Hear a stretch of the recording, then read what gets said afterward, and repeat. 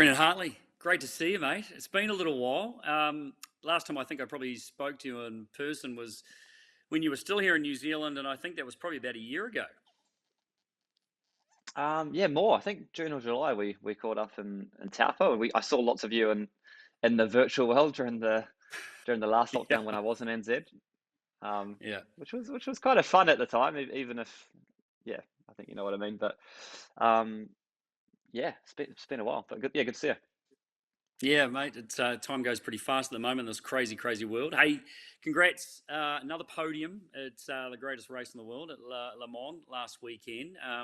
Not the numero uno, like you'd be coming to get used to a little bit of, but still another great result for you. But for the seven car, after all the trials and tribulations that one had been through for a while, I mean, you probably felt pretty good about those guys getting that win, eh? Yeah, like we have a pretty good bond between both cars. There's a huge amount of respect. I mean, all six of us are performing at a high level, and we know going into the race only one car can win, and it's not necessarily it's going to be one of the two Toyotas. Mm. And honestly, there wasn't much between the two cars. I think if anything, we had a bit more pace at the beginning. We lost a bit of pace with our car in the middle, but our race started very badly on the first lap. My teammate Seb got hit off. We lost about a minute and a half before we'd even started. We clawed our way back. We're still in the race, but then with about 7 hours to go, we had a fuel issue, which was actually the same issue we had in Monza.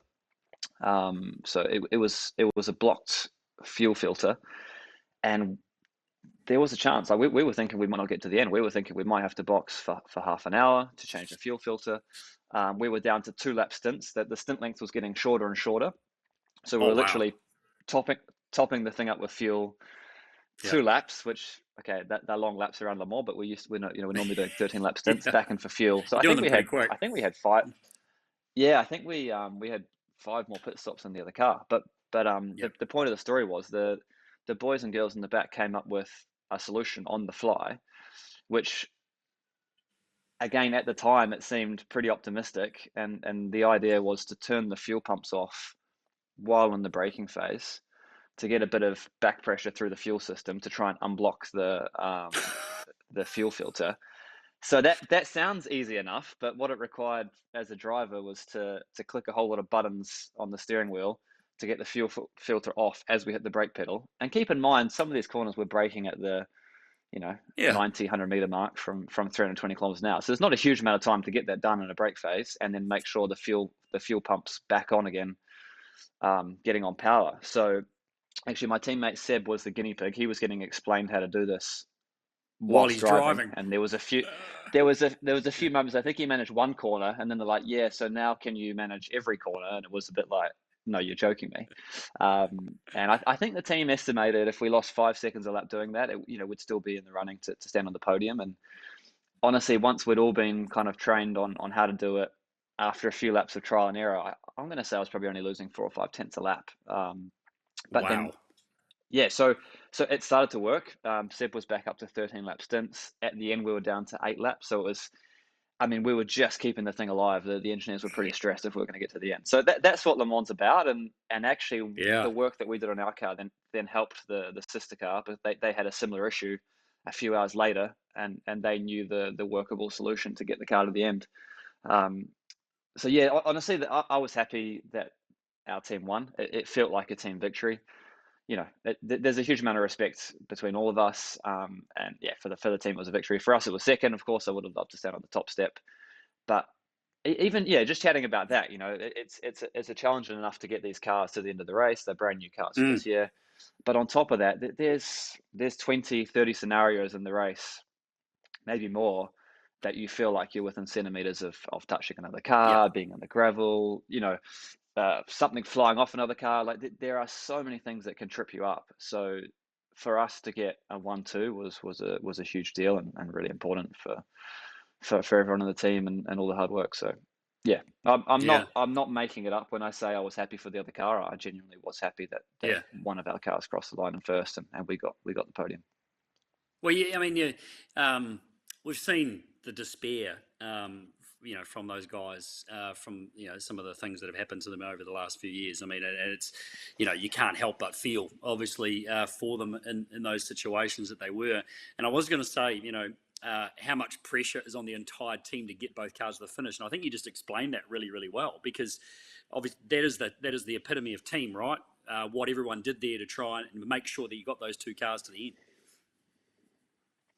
Yeah, it's a huge team effort. I mean, we've done 3 or 4 36-hour tests on the lead up to Le Mans, which is, so that's 36 hours straight through the night, through the next day, testing every part for not only performance but for reliability. So to get those cars ready to tackle 24 hours with maximum attack, and anyone who did watch some of it, you'll see we're smashing curves. Yeah, We're driving those things as hard as we possibly can.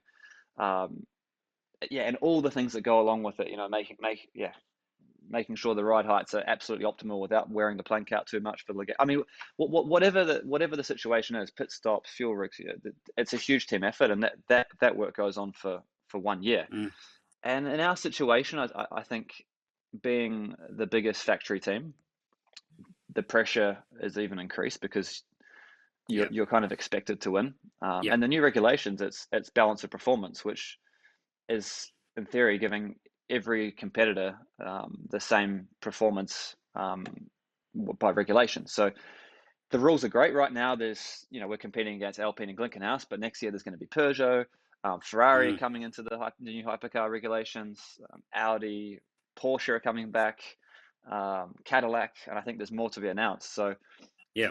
the rules were needed. It's quite different from what we had before with this balance of performance, which means everyone's on equal footing in terms of performance. Um, but yeah, in a few years' time, we could see 20, 30 car grids for the top category at Le Mans again, which will be insane. Yeah, I was going to talk to you about that. I mean, it's a huge list that's starting to build, and you've got Porsche coming back, and you obviously won the race with those guys, and that's must be, I suppose, a interesting to hear straight away how quickly they flip and they turn, and they Audi coming back as well. But for Toyota, that's got to be awesome. I mean, they want the competition. I'm sure they want the competition. They want to be as good as they can be. Do you think that these rigs, do you like these rigs and how it's going to be? I mean, it is about saving money. It's about bringing more manufacturers to it. Do you like the way they've been structured? Yeah, I mean, the cars, initially it was a shock having such a heavier car, less downforce, less power. But we've definitely developed the Mm. car over the course of the last 6 months, and it was a real pleasure to drive it at Le Mans. So, in terms of the feeling driving the car, that's great. The BOP, in the first sight, you kind of moan and groan because if you make the car too quick, or if you find any performance, you might be pinned back 2 races later. So it's a different style of racing, but particularly in endurance, so much of it is actually about putting the weekend together, like those things I mentioned before, taking the right risks in traffic or having the right strategy, so a lot of it will come down to that team element rather than just the pure speed of the car, because in theory, everyone's going to have the same performance if the regulations do their job properly. Um, yeah, I mean, it's yet to be seen, with all the manufacturers, how that's going to work, balancing all the different cars and technologies. But so far, it's been quite good. We definitely had an advantage in Le Mans in terms of pace, but Klinkenhaus was a new team. They're still developing their car. They're probably 6 months behind us. So, in terms of Yeah. straight line speed, we're absolutely identical. But yeah, they've probably got more room to improve over the next few months. But yeah, I think it's going to work well, and I think particularly for fans watching, I think who isn't going to want to see 5, 6 different manufacturers with some of Yeah. the best drivers in the world battling it out for the same bit of racetrack. I mean, that's what people want to see in the end. Yeah, some of the biggest names in automotive, brands out there. Just quickly, what's the difference? I mean, you obviously got to know the TS050 very, very well, and pretty amazing bit of technology. Just give us a quick comparo between the two cars, basing it on driving them at Le Mans.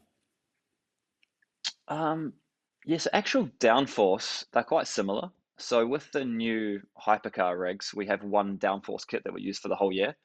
So on some of the previous tracks we've raced at, it's felt really light on downforce because we don't have a high downforce package. But at Le Mans, it Yep. actually felt right at home, and I would say it was quite comparative in high speed corners.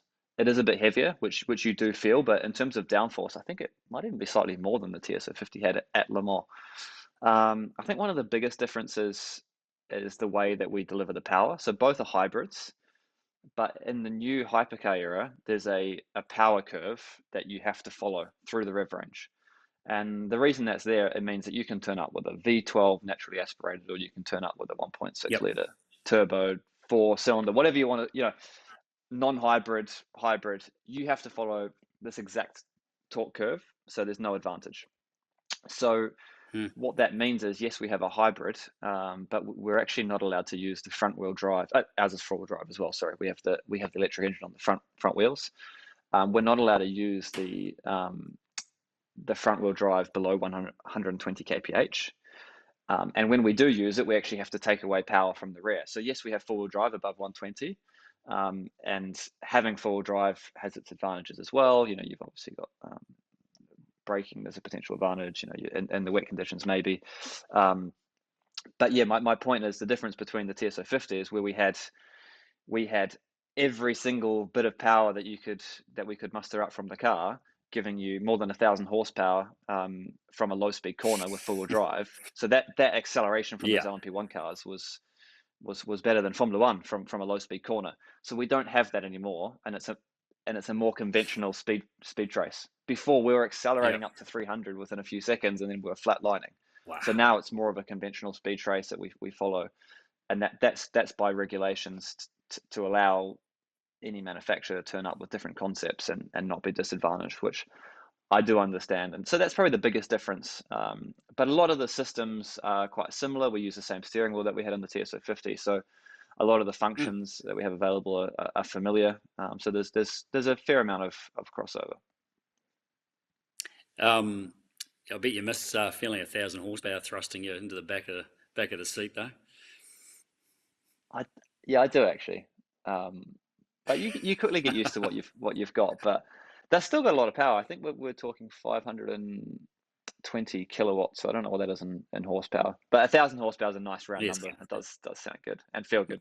it is for enough.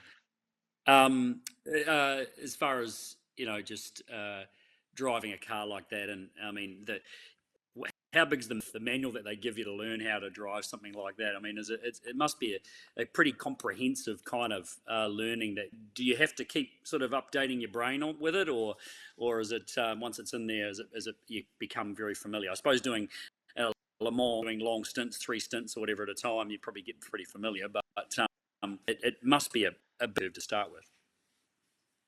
Yeah, I don't know how many pages, but it must be a 40 or 50 page driver manual. But it's something that we update ourselves on. We update ourselves on every week. So on the lead up to the race, we have time with the engineers where we actually sit in the car.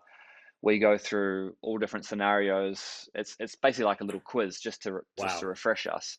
But on top of that, it's constantly evolving. There's the Mm. driver manual and different processes that we have, fail safe, whatever it is, that it's constantly evolving. Hybrid cars are complicated, and you kind of have to be prepared for every situation. As an example, in the weekend, there is a function there to turn the fuel pump off. I don't think they ever envisaged it was going to be used to get the car home.